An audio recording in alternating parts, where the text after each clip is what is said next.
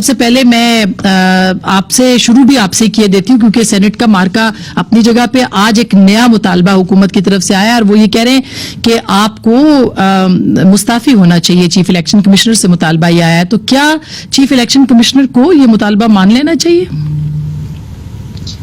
बहुत शुक्रिया अस्मा। मुझे इल्म नहीं है कि किस लिए एकदम से इनको ख्याल आया कि चीफ इलेक्शन कमिश्नर को जो है रिजाइन करना चाहिए। असल में तो आजादी जो है वो नैब को चाहिए और मैं समझती हूँ कि इस तरीके से ऐसे इदारे जिनकी आईनी एक दिन को तहफ़्फ़ुज़ हासिल है, उसके पीछे कोई ऐसी चार्जशीट भी होनी चाहिए कि इलेक्शन कमीशन ने ऐसी क्या गलती कर दी है, चीफ इलेक्शन कमिश्नर ने किसको इतना अनॉय कर दिया है, किसको इतना गुस्सा है उन पे कि वो रिजाइन कर दें।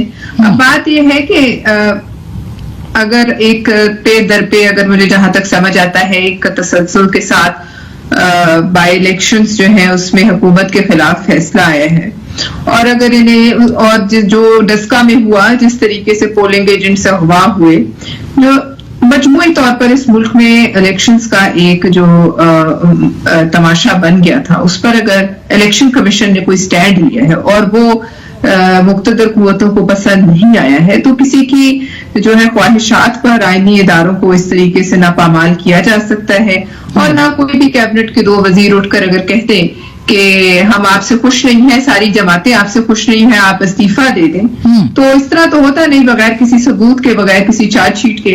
अगर यही पैमाना है तो पूरा मुल्क इस वक्त हुकूमत से खुश नहीं है, तो क्या फिर ये भी जायज है कि हम उन्हें कहें कि आप इस्तीफा दे दें और उसका अमली मुजाहिरा जैसे जैसे 26 मार्च करीब आएगी आपको नजर आएगा कि अगर लोग बाहर आते हैं। हाँ, अच्छा, मगर कोई परवेशा, बिल्कुल आपने कहा कि ये अचानक ये मुतालबा क्यों, जुबैर साहब, अचानक ये मुतालबा क्यों? आपके ख्याल में हुकूमत की तरफ से अचानक ये मुतालबा आ सकता है कि बैठे बिठाए प्रेस कॉन्फ्रेंस हो जाए, 3 वजीर कहें और कहें कि आके कि भैया आप इस्तीफा दे दें?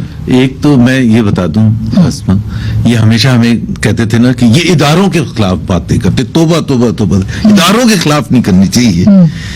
ये सबसे आगे बढ़ के वो अक्टूबर का वो जो जलसा हुआ था ना लाहौर, जिसके बाद इनको तमाम तहफ़्फ़ुज़ात और तमाम आसाइशें और तमाम चीजें मुहैया की गई कि जी आपके लिए हम कैसे सहूलत पैदा करेंगे इलेक्शन में जीतने के लिए, और इलेक्शन के जीतने के बाद भी आपको हम सीढ़ी लगा के रखेंगे।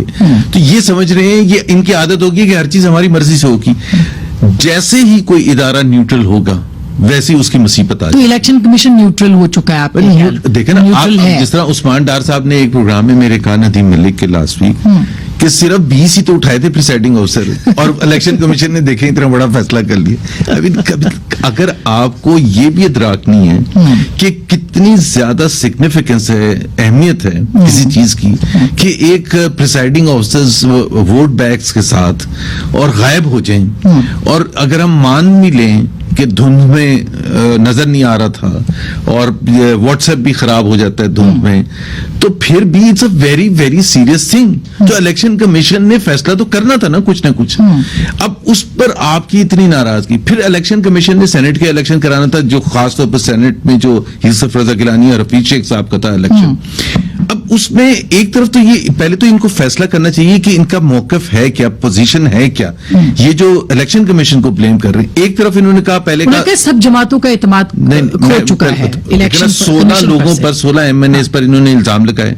शेख रशीद साहब जो राइट हैंड थे इमरान खान के, उन्होंने खुद इतराफ किया कि 16 के नाम है। फिर इन्होंने कहा कि नहीं, वो जो 3 या 4 वो जो भी थे गिलानी साहब के बेटे के साथ, वो स्टिंग ऑपरेशन था, वो तो पार्टी की मर्जी से हुआ था, पार्टी चेयरमैन की। अली जफर साहब इलेक्शन कमीशन में मुकदमा लड़ते हैं, इनका सेनेटर भी हैं, उन्होंने कहा कोई स्टिंग ऑपरेशन नहीं था।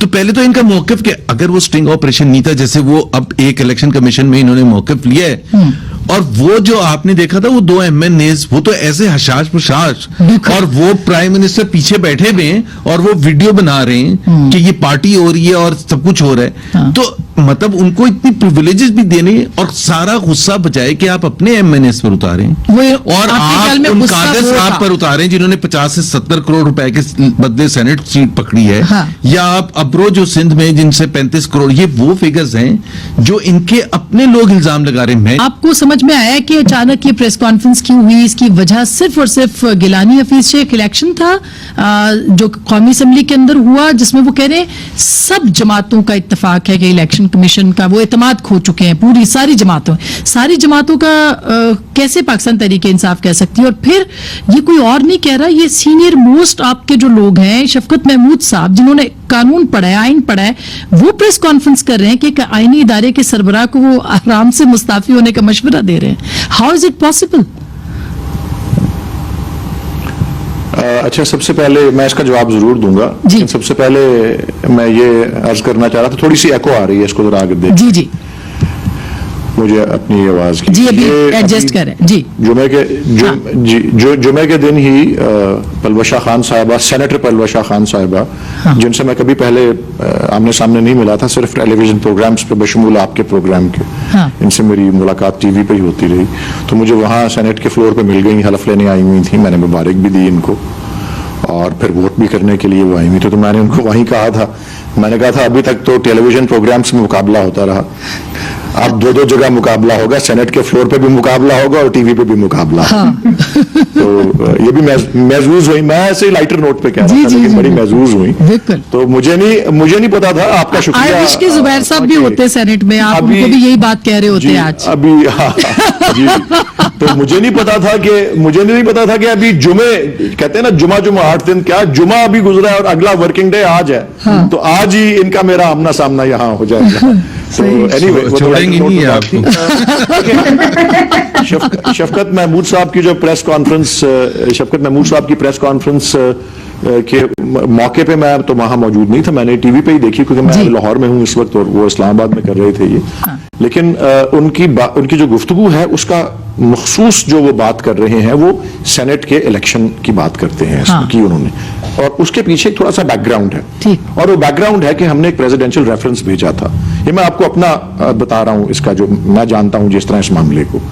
और उस प्रेसिडेंशियल रेफरेंस के जवाब में जो राय का इजहार सुप्रीम कोर्ट ने किया, और बाय द वे वो राय इस वक्त एक शॉर्ट ऑर्डर है, अभी तफसीली राय आनी है, तो उसमें और क्या क्या कुछ आएगा वो अभी मेरे ख्याल में इंतजार करें। मुझे अंदाजा है कि वो कोई इतनी अच्छी या इतनी कोई बहुत ज्यादा कोई काबिले कोई दाद नहीं दे रहे होंगे इलेक्शन कमीशन को, मेरा अपना अंदाजा यही है। क्योंकि उस शॉर्ट ऑर्डर में उन्होंने इलेक्शन कमीशन को उसके इख्तियारात से भी आगाह किया, और उन हियरिंग्स के दौरान भी ये बात होती रही, और इलेक्शन कमीशन को अपनी उसकी जिम्मेदारियों का भी एहसास दिलवाया उस शॉर्ट ऑर्डर में। और वो यही थी कि जी आपका काम, क्योंकि हमारा रेफरेंस का असल उसमें पीछे जो बात थी वो यही थी कि छोटे इलेक्टोरल कॉलेजेस जिस तरह प्रोविंशियल असेंबलीज हैं या नेशनल असेंबली है, ठीक बात, 70-80 लोगों ने 100 लोगों ने वोट देना हो, 300 लोगों ने 200, तो वहां यही होता है, खरीदो फरोख्त होती है, और उसकी पूरी एक तारीख चलती आ रही है, बहुत सी दहाइयों से चलती आ रही है।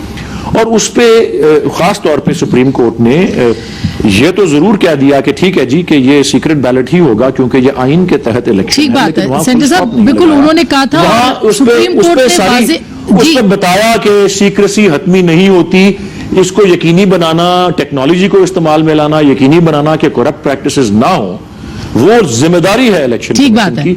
तो हमने यही महसूस किया कि वो जिम्मेदारी पूरी हुई नहीं, क्यों नहीं उसकी हुई? आईनी जिम्मेदारी अच्छा, है, ये इस वजह से बुनियाद बनाई क्योंकि वो तो आईनी काम कर रहे थे। आर्टिकल 226 क्या कहता है सर? आप तो माशाल्लाह कानूनदान हैं, आइन को पढ़ते हैं।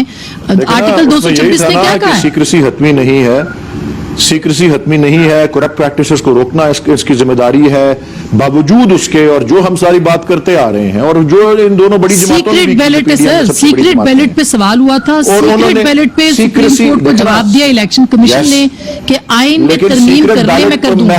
महज वो जवाब नहीं दिया, हाँ। महज वो जवाब नहीं दिया, उसके अलावा जिम्मेदारी का एहसास भी दिलवाया है कि शफाफ इलेक्शन ईमानदाराना, मुनसिफाना और करप्ट प्रैक्टिसेस से आजाद या करप्ट प्रैक्टिसेस के अगेंस्ट गार्ड किया जाएगा। अच्छा ठीक है, अब ये जो आपने कहा, तो फिर तो ये कैमरों वाले मामले के ऊपर तो सादिक सिंजरानी वाला जो उसके बाद सर कैमरे लगे तो फिर तो सीक्रेट सेनेट के देखे ना, सेनेट के इलेक्शन में, और एक मैं थोड़ा सा मैंने वीकेंड पे भी ये किया था, फिल्मी गाने से भी एक मैं कोई बोल देता हूं उसके कलाम। जरूर बोले। कि पापा कहते हैं बड़ा नाम करेगा, हाँ। बेटा हमारा ऐसा काम करेगा। तो जो सबक वो गिलानी साहब के बरखुरदार ने दिया, वो नेशनल असेंबली वाले उन वोटों पे कि वोट जाया किस तरह करते हैं, वो जाया करने वाली बात घूम के इधर आ गई। अच्छा, तो वो सर वो वैसे वो कोई कोट भी करेगी नहीं है। बात, लेकिन मुझे ये शफकत बताएं साहब वो ने कैमरे किसने लगवाए थे? वो जो करप्ट प्रैक्टिसेस वाली बात आपने की है, वो कैमरे किसने लगवाए थे?